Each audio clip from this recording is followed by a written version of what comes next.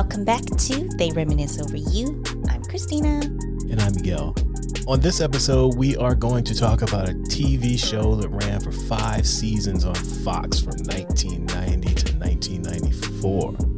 It launched the careers of some of the biggest names in show business like Jennifer Lopez, Jim Carrey, the Wayans brothers. Yes, all the Shawn, Wayans Marlon, Damon, Keenen, all of them. Jamie Foxx. Jamie Foxx. People who've gone on as actors and actresses. We've got dancers. We've got a fake DJ. Just a wide range of talents on this show. We are talking about In Living Color. How you living? What? And they had Heavy D and the boys doing the intro. Yes. So this show had a little bit of everything, and we are going to talk about that on this episode of They Reminisce Over You. So you want to just get into it? Let's do it. Go, go, go. Because everybody was going in the 90s. Yes. Always had to go. That's when you knew the party was getting set off. Yep. When you hear that, the dance break is coming. Exactly. So a quick bio and a little bit of background on In Living Color. It was created by Keenen Ivory Wayans, who was an actor, writer, producer, director in 1990. So as you know, he is like the head of the Wayans entertainment family. Yes. He's not the oldest, but he's the second oldest. But in terms of the entertainers, is the oldest in showbiz? yeah, he's the top dog, basically. No. Is the oldest Wayans in? Oh, is he? Yeah. I'm sure he works with them in some capacity because everybody does. Yeah. But I don't think he's ever done anything in front of the camera. What's his name? I don't know. Okay. The oldest Keenen. Oldest Wayans. I mean, the oldest Keenen. The oldest Wayans. But he got his start doing stand-up when he was in college. He was basically entertaining people on the quad at Tuskegee University or Tuskegee Institute. And somebody saw him and was like, you know what you need to do? You need to go to the Improv when you get back to New York. And he's like, what's the Improv? And this guy who was talking to him was actually from New York as well. So he told him what the Improv was. On a summer break, he goes back to New York, heads to the Improv, checks it out. And he was like, it's crazy how I had to go down to Alabama to find out about a comedy club that was 1 mile from my house. So how did he not know about it? He just wasn't involved in comedy like that. I guess. He said he was really shy and funny around his friends, but he didn't want to pursue it as a career at that point. Right. But he met Robert Townsend in line for an audition there. And one thing led to another. They become friends. They decided to move to Los Angeles at some point. And while they were there, they decided to write a movie, a little film called Hollywood Shuffle. That's a good little film, considering this is it Robert Townsend's first movie too? Yeah, it was both of their first films. They both wrote it. Robert directed it. They were both starring in it. And that started everything for pretty much the both of them. Okay. He went on to write for Eddie Murphy's Raw, which was again directed by Robert Townsend. And that led to him getting the opportunity to do his own movie, I'm Gonna Get You Sucka. That leads him to getting the opportunity at Fox to do In Living Color. For some reason, I always thought that movie came after the show was already on. Nope, it was out first. He actually screened the movie for some movie execs from all the other studios to say, hey, come check out this movie I did, and then give me more money to make more movies. It didn't exactly work out the way that he thought. He ended up getting a call back from Fox, but it was the execs from the television division and not the movie division. Right. It was when Fox was just starting out. At the time, they only had 4 TV shows. It's funny to think about now. Right. But back in 1987, 88, when they're doing the pilot and whatnot, they only had 4 shows. Married with Children. Yes. Tracy Ullman Show. Cops. And America's Most Wanted. That's all they had at the time. What did they show the rest of the time? Reruns? It was just local programming. Okay. And they came to Keenen and said, hey, we want you to do what you did with that movie for us every single week. But they explained to him how they were launching the network. They like what he was doing. They were going to give him carte blanche to do whatever he wants. And he's like, all right, cool. Sign me up. Are you sure? He's like, are you sure this is what you want? So that's how he ended up at Fox, because they offered him the TV deal and the freedom to basically do what he wants. And do what he did?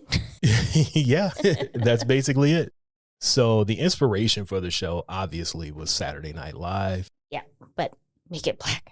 Yes. He auditioned for it, didn't get it. Damon was actually on SNL, got fired.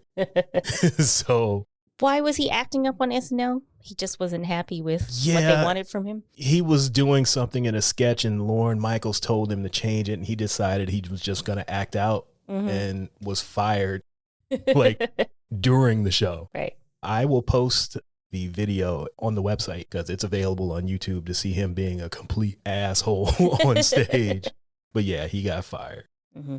But he was the number one choice for Keenen when he was starting his version of SNL up. Mm-hmm.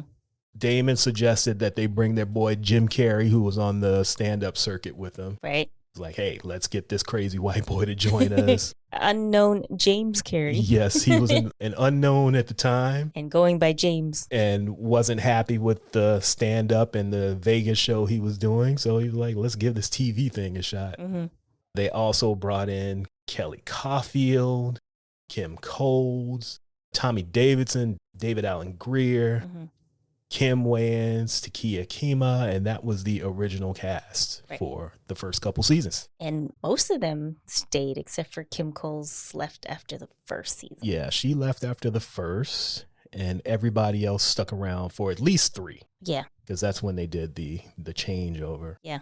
And also they had the Fly Girls. The Fly Girls. Who would come out and dance at the beginning and during the commercial, or right before the commercial breaks and during the musical performances. Mm-hmm. And as I've mentioned more than once on this show, I really thought that was something that I could be. One day I'm going to be a Fly Girl. Hey, there's nothing stopping you from being a Fly Girl right now. I could do those old school dances on TikTok. Exactly. Exactly. So there were 5 Fly Girls: Carrie, Michelle, Carrie Ann, Lisa, and Deidre. Mm-hmm. And the choreographer was who? Rosie Perez. Rosie Perez. But I found out something. What did you find out? The original choreographers for the show were Tisha Campbell and AJ Johnson. Coming off of House Party. Yep. They were the original choreographers. They did the pilot. Uh-huh. And then, of course, them being actresses got too busy. Right. They had to bring Rosie in. She wasn't doing as much acting then. Mm-hmm. And she became the choreographer. All right. And also, throughout the years, they would cycle the Fly Girls in and out as well. Mm-hmm. They brought in Josie Harris, who was known for the Remember the Time video. And she was just sort of the it video girl for a while. She was in a bunch of videos. So she was brought in. Your girl, Lorianne Gibson, a.k.a. Boomcat. Boomcat. She was there for the last season. And probably the most famous Fly Girl of all, Miss Jennifer Lopez, was there for the last 2 seasons. Before she was J-Lo. Yes. Before the movies. Before she was Selena. Before Selena. Before the music, she was a Fly Girl.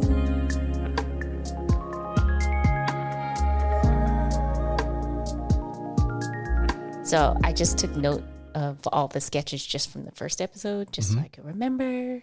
They had Robin Givens and Mike Tyson on the Love Connection. That was the very first sketch. That's pretty wild. It is. And then they had a moon landing when they left a black astronaut behind because they realized that they didn't have enough. I can't remember what it was, like air or something. Yeah, there wasn't enough fuel to get all 4 of them back, so they left it. So they left Slick Johnson behind and scrubbed his existence from NASA. Yeah. And that was a moment in Black history. And then the Homeboy Shopping Network. And that's where the mo money came from. Some profiling in the store. Oh, yeah, that was great. The Equity Express card commercial. Yeah.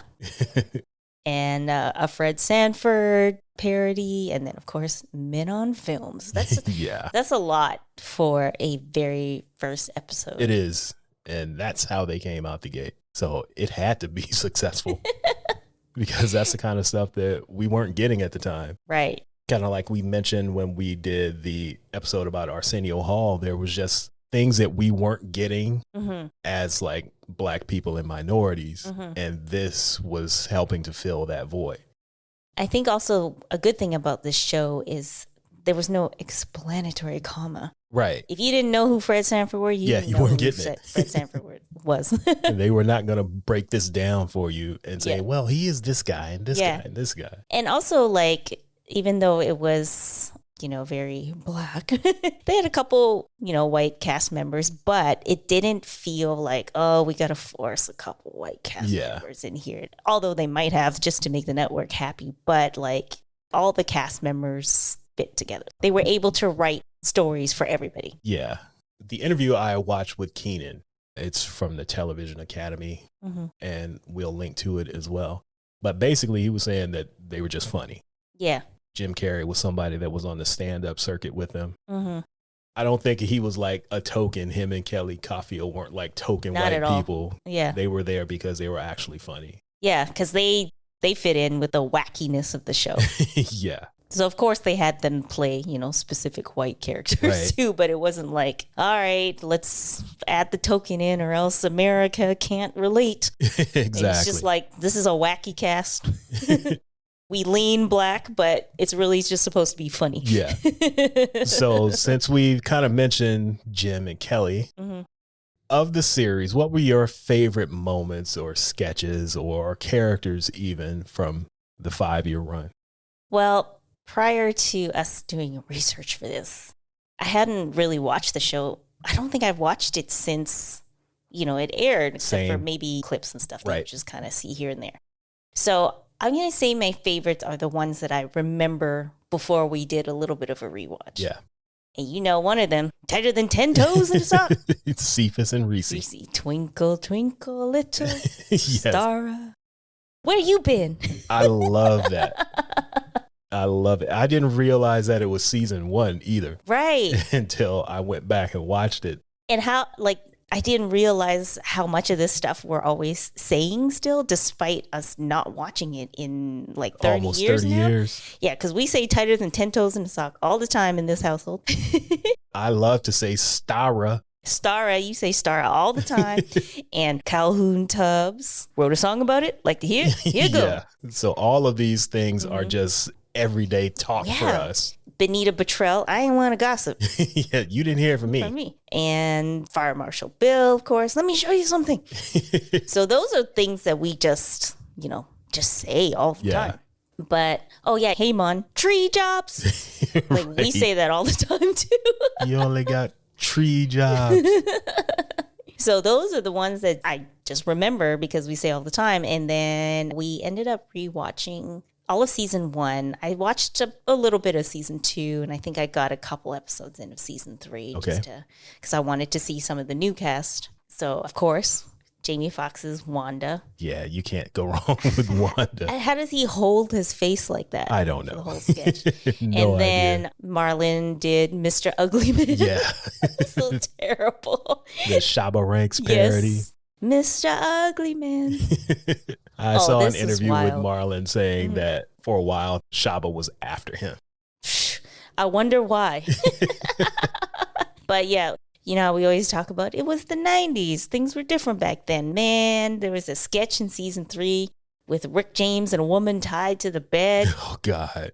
Oh, they went for it. Yeah, there's a lot of stuff that definitely would not fly in 2023. But what's interesting is it's still funny, though. It is. You're like, I shouldn't be laughing. And maybe if I saw it now for the first time, it would feel different. But yeah, but rewatching it. Yeah, it actually holds up pretty good, even if it's problematic. Yeah, it does. Surprisingly, it does.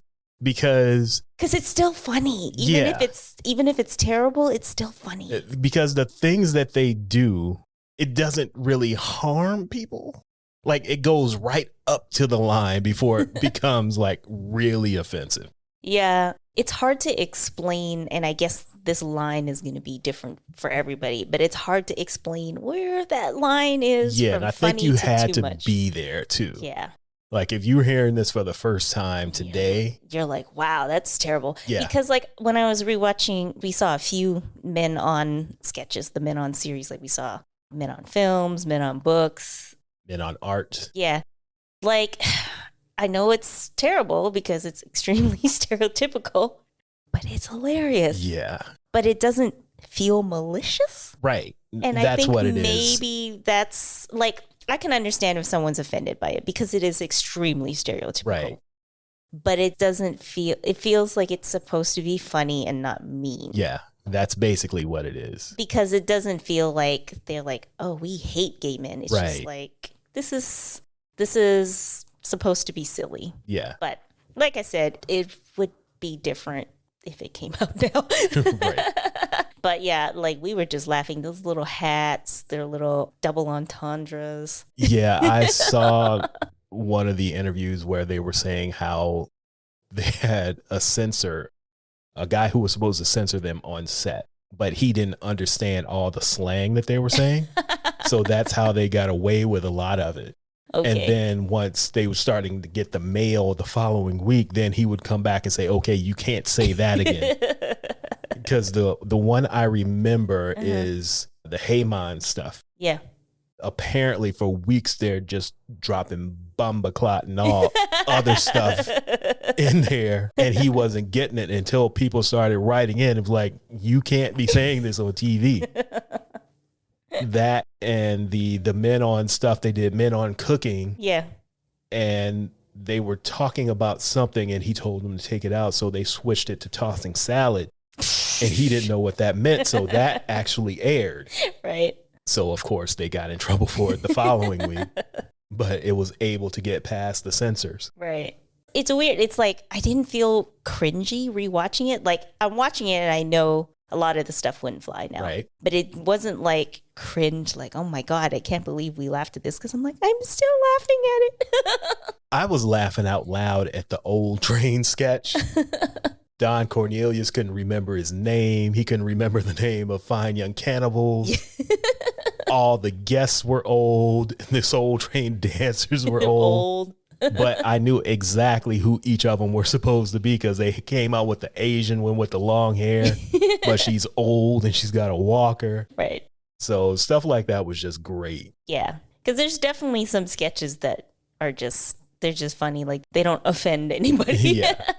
I don't think Old Train should offend anybody. Maybe It shouldn't. Old people. I doubt it. I doubt it too. I doubt it. If you love black music, you got to check out Q Points. I'm Sir Daniel, and I'm a DJ. I'm J Ray, a lover of black music history. Join us as two music heads give you the lowdown on everything from the dopest MCs to hip-hop and fashion. Listen to Q Points on your favorite podcast platform and check out our website at qpoints.com. That's QUEUE points.com. So let's talk about the legacy of In Living Color. The first thing I want to bring up is In Living Color is the reason for the NFL having big celebrities at the halftime show. Which is crazy when you think about it. Yeah. Because, I mean, In Living Color was on the Fox TV network, so it's not like it was some little niche show. But it's still crazy that they had that much power, though. Yeah. And if you're not aware, for the 1993 Super Bowl, I think it was 93. Something like that. 92 or 93. Somewhere around there. They decided that they were going to do a live airing of In Living Color, and they were going to do it at halftime of the Super Bowl. Mm-hmm. So they wanted people to stop watching the Super Bowl, click over, watch them, and then switch back when the game was back on. They had a little timer in the bottom of the screen, so you weren't going to miss anything. Mm. And at this point, the halftime show consisted of like bands and like choirs, school bands, the ribbon dancers who come out and do like rhythmic dancing. But everybody switched over to Fox to watch In Living Color. And basically the ratings were through the roof. Yeah. It was numbers that had never been seen before for halftime of a football game, because people are usually going to get food, they're going to the bathroom, Right. and just getting up to stretch, ignoring everything that's going on. Yeah.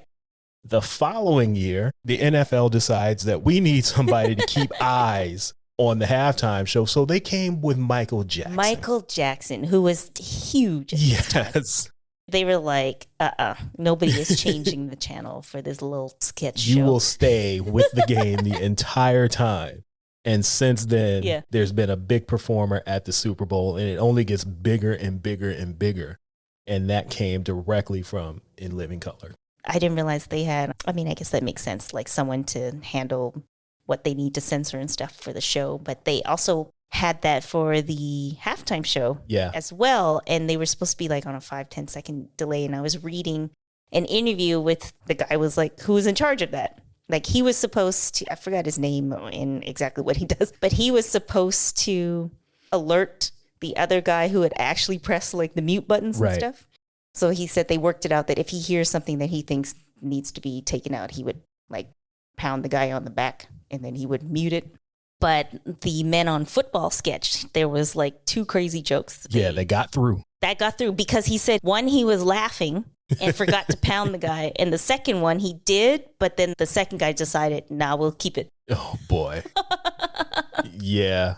Like listening to them, they weren't that bad, but people were offended. Like Richard Gere and Carl Lewis were both offended at what was said about them. Yeah, so the 2 jokes was, there was, what do you call it? Like, not conspiracy theory, it was just a long-running tale of a fable. A fable, if you will. Of Richard Gere having to be rushed to the hospital because he had a gerbil up his butt. Yes, from some sex play. Yes, so they made a joke about that. And then they made a joke about Carl Lewis being gay. Yeah, and neither of them were happy with it. And from other viewings, it was taken out. Yeah, it was edited on, like, I guess, replays. But they let it fly during the actual airing. Yeah, but both of them weren't even scripted. Those were just off of Damon's dome. So it's not like they could do anything about it in rehearsals or anything because it just came out. Well, I think the same article I read, he said it wasn't scripted, but he said he knew he was going to do it. Okay. Because he figured, hey, I'm live. What can they do? Yeah, let's see if they'll let it go through or not. Right. Because they knew that they were on the delay because Keenen was saying like, hey, they had the option to mute it. So it's not my problem if people are upset. Don't blame me because the censor didn't do his job. Exactly. So he's like, I'm not going to be blamed for something I wasn't responsible for because I wasn't the one responsible for censoring it. Exactly. So be mad at him, not me. Yeah. So in 1993, December of 93, that's when Keenen was at the end of his rope with the execs at Fox. They had a show that came on before In Living Color that got canceled. Okay. He was supposed to get ownership of the show in 1994, and he was going to put it into syndication so he can make some money off of it for himself and not split it with Fox. Right. They started running reruns in the spot of the show that got canceled. Okay. Basically, devaluing the show for him when he was ready to go and sell it the next year. So that was kind of his last straw. He was having issues with the censors, like we mentioned before, with some of the issues they had, and just butting heads with the execs, basically. And he was like, you know what? I'm out. I'm just going to walk away from this. Right. He was still executive producer, but he had stopped acting on the show earlier in 93 and walked away completely at the end of 93. Okay. Family solidarity. Damon and Marlon, they left when he did. Yeah. Kim and Shawn tried to, but they were still under contract through the end of season 4. Okay. So they had to stick around, but at the end of season 4, there were no more Wayans left on In Living Color. See, I don't remember none of that. I remember them leaving. I never knew the reason until like a couple years ago. Yeah. Because this wasn't information we were privy to back in the 90s because no internet. Nope.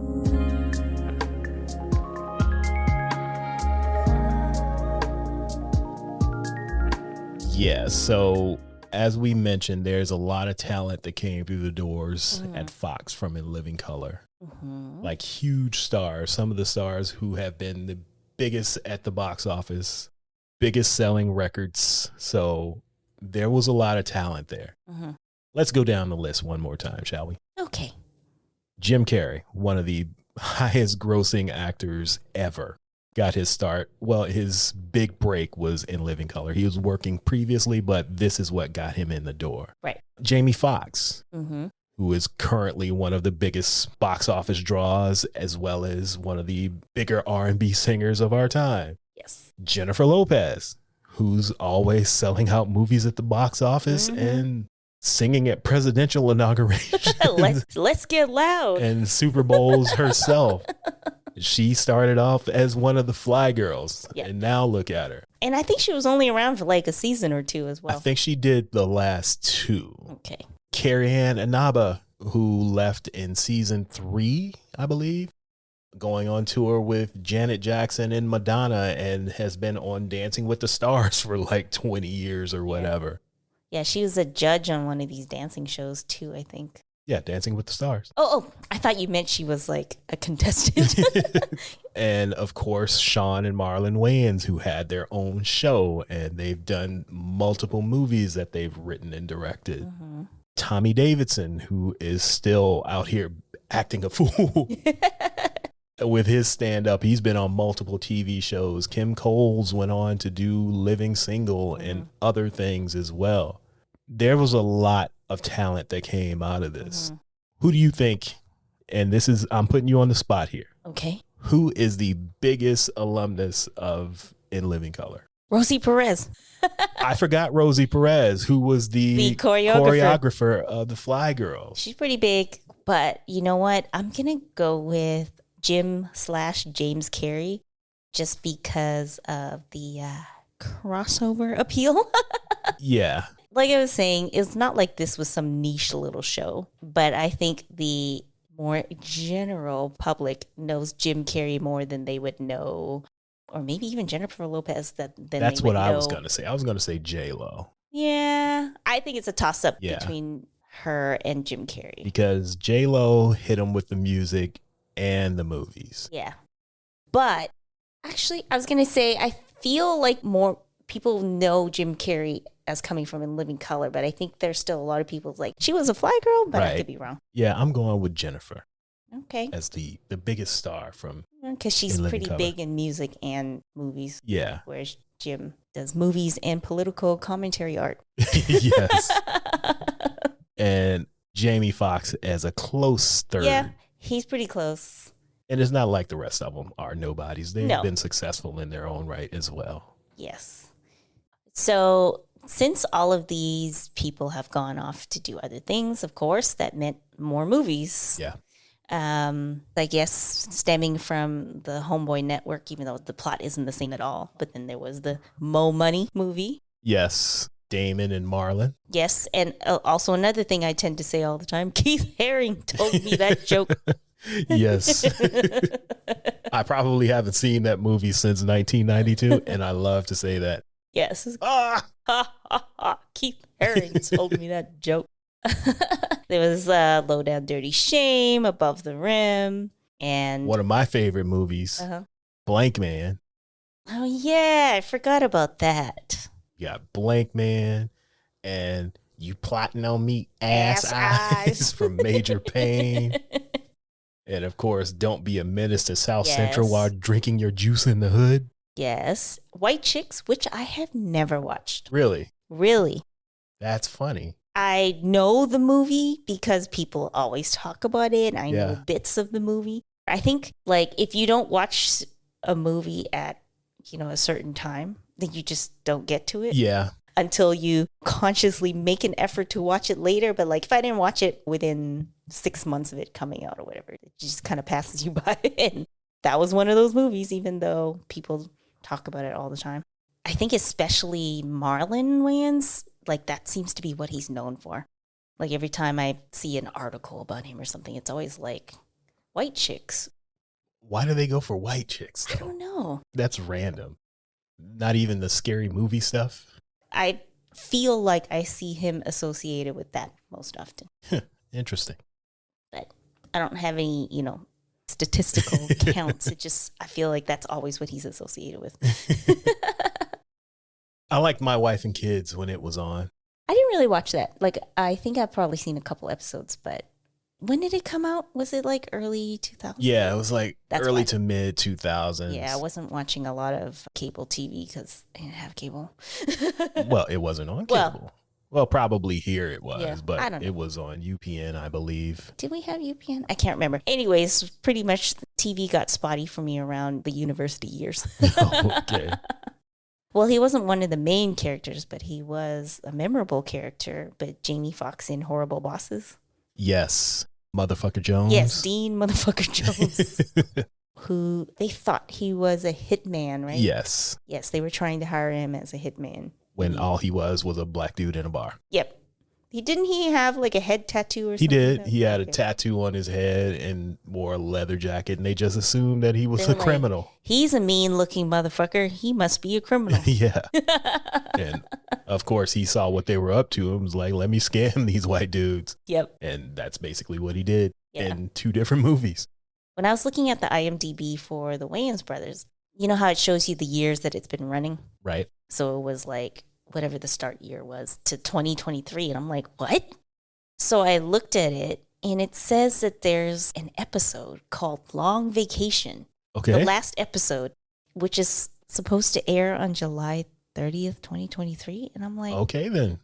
That's interesting. So I tried to do some kind of search for it, like Wayans Brothers 2023 new episode, something. I couldn't find anything about it except for this IMDb page that says it's called Long Vacation. Okay. So I don't know. Keep an eye out for that in the month. Guess. All right. July 30th, 2023, according to IMDb. All right. So we are a month away from a new episode of the Wayans Brothers. But they have it tacked on as the last episode of the last season. So I don't know. I don't know either. So yeah, like I said, 1 month away. Yeah. So we'll see. We'll report back on July 30th. Oh, man. For people who haven't watched In Living Color or any of the movies or TV shows from people who were on In Living Color since they've left the show, is there anything that you would recommend? You know what? I feel like watching The Truman Show would be interesting because we watched it, I wouldn't say recently, maybe like a year or two ago. But watching The Truman Show in the now is really different than watching it in 1998 because like reality TV and influencers and YouTube families is such a normal thing now. Right. That I think watching that show now feels really different. I mean, that movie now feels really different. So I guess I would recommend that, watching it from a 2020-something lens. For me, I'm going to choose the one that started it all. Like, you got to go all the way back to 1987 if you haven't seen this. Hollywood Shuffle. Yes, definitely. Hollywood Shuffle is a definite must watch. And also, after the success of Hollywood Shuffle, Robert Townsend used to do these specials on HBO like once a year called Robert Townsend's Partners in Crime. And they are hilarious. If you can find Partners in Crime, I'm sure there's a couple videos on YouTube. Check those out because they are definitely worth the watch. A lot of the skits and sketches that they do in that kind of made its way into I'm Gonna Get You Sucka and on, what are we talking about? In Living Color as well. Had a brain fart there for a second. But there's he needs some milk. I need some milk. But there's a lot of stuff from that era that kind of trickled down to other things. And it was hilarious. It was basically a variety show kind of like In Living Color, but on HBO. So those are really good as well. And Major Pain, because Damon is ridiculous in this movie, and I love it. Yes. Well, both of us are always talking about you looking at me, ass eyes. What are ass eyes? I don't know. It just sounds good.